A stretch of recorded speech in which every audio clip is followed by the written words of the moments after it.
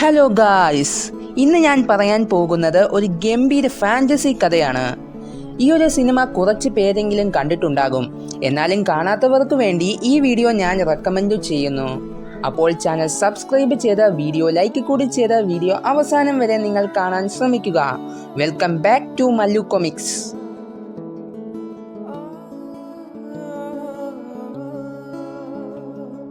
സിനിമയുടെ തുടക്കത്തിൽ കാണിക്കുന്നത് പുതിയതായി താമസം മാറി ടൗണിലേക്ക് വരുന്ന നമ്മുടെ കഥാനായകൻ സാക്കിനെയാണ്. സാക്കിൻ്റെ കൂടെ അവൻ്റെ അമ്മയുമുണ്ട്. അമ്മയുടെ ജോലി ആവശ്യത്തിന് വേണ്ടിയാണ് ന്യൂയോർക്കിലുള്ള സാക്ക് ഇപ്പോൾ ഈ ഒരു ടൗണിലേക്ക് താമസിക്കാൻ വന്നിരിക്കുന്നത്. അവിടെ വെച്ച് അവൻ്റെ നെയ്ബറായ ഹെന്ന എന്ന പെൺകുട്ടിയെ അവൻ പരിചയപ്പെടുന്നു.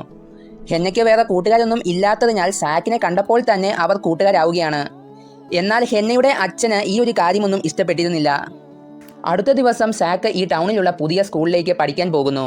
അവിടെ വെച്ച് അവൻ്റെ സെയിം വൈബുള്ള ഒരു കൂട്ടുകാരനെ കിട്ടുന്നു. ആ കൂട്ടുകാരൻ സാക്കിനെ ഇന്ന് രാത്രിയുള്ള ഒരു ബർത്ത്ഡേ പാർട്ടിയിലേക്ക് വിളിക്കുന്നു. സാക്ക് വരാമെന്ന് പറഞ്ഞ് ക്ലാസ് കഴിഞ്ഞ് വീട്ടിലേക്ക് പോകുന്നു. രാത്രിയായപ്പോൾ സാക്ക് ഹെന്നയുടെ കൂടെ വർഷങ്ങളായി അടഞ്ഞു കിടക്കുന്ന ഒരു അമ്യൂസ്മെൻറ്റ് പാർക്കിലേക്ക് പോയി. അവിടെ വെച്ച് അവർ കുറേയധികം എൻജോയ് ചെയ്യുകയാണ്. അങ്ങനെ തിരിച്ച് വീട്ടിൽ വന്നപ്പോൾ ഹെന്നയുടെ അച്ഛൻ ഹെന്നയെ ഒരുപാട് ചീത്ത പറയുകയും ഷൗട്ട് ചെയ്യുകയും ചെയ്തു.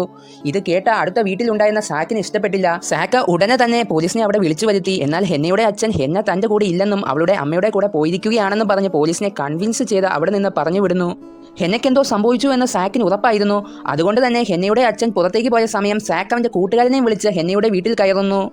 അവർ അവിടെ എല്ലായിടത്തും നോക്കിയിട്ട് ഹെന്നയെ കണ്ടുപിടിക്കാൻ സാധിച്ചില്ല. അങ്ങനെ വീണ്ടും നോക്കിക്കൊണ്ടിരിക്കുമ്പോഴാണ് അവിടെയുണ്ടായിരുന്ന ഷെൽഫുകളിലെല്ലാം വളരെയധികം ഭയാനകമായ കഥയുള്ള ബുക്കുകൾ അവർ ശ്രദ്ധിക്കുന്നത്. ആ ഷെൽഫിലുള്ള ബുക്ക് സാക്ക് കയ്യിലേക്ക് എടുക്കുന്നു. അപ്പോഴാണ് ഹെന്ന അങ്ങോട്ട് വരുന്നത്. പെട്ടെന്ന് പേടിച്ചുപോയ സാക്കിൻ്റെ കയ്യിൽ നിന്ന് R.L. സ്റ്റീനിൻ്റെ ബുക്ക് നിലത്തേക്ക് വീഴുന്നു. ആ ബുക്കിലെ ലോക്ക് പൊട്ടി അതിൽ നിന്ന് ഭീമാകാരനായിട്ടുള്ള ഒരു സ്നോമാൻ പുറത്തേക്ക് വരുന്നു. ഈ സ്നോമാൻ എന്ന് പറയുന്നത് ആ ബുക്കിൻ്റെ അകത്തുള്ള ഒരു ക്യാരക്ടറാണ്. സ്നോമാൻ വന്ന പാടെ തന്നെ അവിടെ ഉണ്ടായിരുന്ന ബുക്കുകളെല്ലാം താഴേക്കിടുന്നു. അതിൽ നിന്ന് ഒരു ബുക്കിൻ്റെ ലോക്ക് പൊട്ടി വളരെയധികം ഡേഞ്ചറസ് ആയിട്ടുള്ള ഒരു ഡോള് വെളിയിലേക്ക് വരുന്നു. ആ ഡോള് ബാക്കിയുള്ള ബുക്കിൻ്റെ എല്ലാം ലോക്ക് പൊട്ടിച്ച് അവൻ്റെ തന്നെ ഒരു സാമ്രാജ്യം തന്നെ അവിടെ ഉണ്ടാക്കിയെടുക്കുകയാണ്. ഇങ്ങനെ വളരെയധികം ത്രില്ലിംഗ് ആയി കാണിക്കുന്ന ഒരു കിടിലൻ സിനിമ തന്നെയാണ് 2015 ഇറങ്ങിയ ഗൂസ് ബംസ്. ഒരു നല്ല ക്ലൈമാക്സ് പ്ലസ് ട്വിസ്റ്റുള്ള സിനിമയാണ്. ഈ സിനിമയ്ക്കൊരു സെക്കൻഡ് പാർട്ട് കൂടിയുണ്ട്. അപ്പോൾ കാണാത്തവരുണ്ടെങ്കിൽ തീർച്ചയായും കണ്ടു നോക്കുക.